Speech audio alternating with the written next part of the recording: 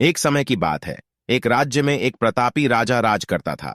एक दिन उसके दरबार में एक विदेशी आगंतुक आया और उसने राजा को एक सुंदर पत्थर उपहार स्वरूप प्रदान किया। राजा वह पत्थर देख बहुत प्रसन्न हुआ। उसने उस पत्थर से भगवान विष्णु की प्रतिमा का निर्माण कर उसे राज्य के मंदिर में स्थापित करने का निर्णय लिया और प्रतिमा निर्माण का कार्य राज्य के महामंत्री को सौंप। महामंत्री गांव के सर्वश्रेष्ठ मूर्तिकार के पास गया और उसे वह पत्थर देते हुए बोला, महाराज, मंदिर में भगवान विष्णु की प्रतिमा स्थापित करना चाहते हैं। 7 दिवस के भीतर इस पत्थर से भगवान विष्णु की प्रतिमा तैयार कर राजमहल पहुंचा देना।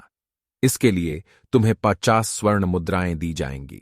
50 स्वर्ण मुद्राओं की बात सुनकर मूर्तिकार खुश हो गया और महामंत्री के जाने के उपरांत प्रतिमा का निर्माण कार्य प्रारंभ करने के उद्देश्य से अपने औजार निकाल लिए। अपने औजारों में से उसने एक हथौड़ा लिया और पत्थर तोड़ने के लिए उस पर हथौड़े से वार करने लगा, किंतु पत्थर जस का तस रहा। मूर्तिकार ने हथौड़े के कई वार पत्थर पर किए, किंतु पत्थर नहीं टूटा। 50 बार प्रयास करने के उपरांत मूर्तिकार ने अंतिम बार प्रयास करने के उद्देश्य से हथौड़ा उठाया, किंतु यह सोचकर हथौड़े पर प्रहार करने के पूर्व ही उसने हाथ खींच लिया कि जब 50 बार वार करने से पत्थर नहीं टूटा तो अब क्या टूटेगा।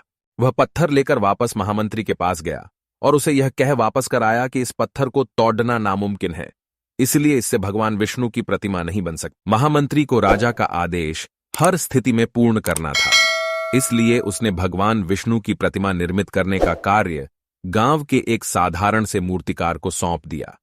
पत्थर लेकर मूर्तिकार ने महामंत्री के सामने ही उस पर हथौड़े से प्रहार किया और वह पत्थर एक बार में ही टूट गया। पत्थर टूटने के बाद मूर्तिकार प्रतिमा बनाने में जुट गया। इधर महामंत्री सोचने लगा कि काश पहले मूर्तिकार ने एक अंतिम प्रयास और किया होता तो सफल हो गया होता और 50 स्वर्ण मुद्राओं का हकदार बनता। मित्रों, हम भी अपने जीवन में ऐसी परिस्थितियों से दो चार होते रहते हैं। कई बार किसी कार्य को करने के पूर्व या किसी समस्या के सामने आने पर उसका निराकरण करने के पूर्व ही हमारा आत्मविश्वास डगमगा जाता है और हम प्रयास किए बिना ही हार मान लेते हैं। कई बार हम 1-2 प्रयास में असफलता मिलने पर आगे प्रयास करना छोड़ देते हैं, जबकि हो सकता है कि कुछ प्रयास और करने पर कार्य पूर्ण हो जाता या समस्या का समाधान हो जाता। यदि जीवन में सफलता प्राप्त करनी है तो बार बार असफल होने पर भी तब तक प्रयास करना नहीं छोड़ना चाहिए जब तक सफलता नहीं मिल जाती। क्या पता जिस प्रयास को करने के पूर्व हम हाथ खींच ले वही हमारा अंतिम प्रयास हो और उसमें हमें कामयाबी प्राप्त हो जाए।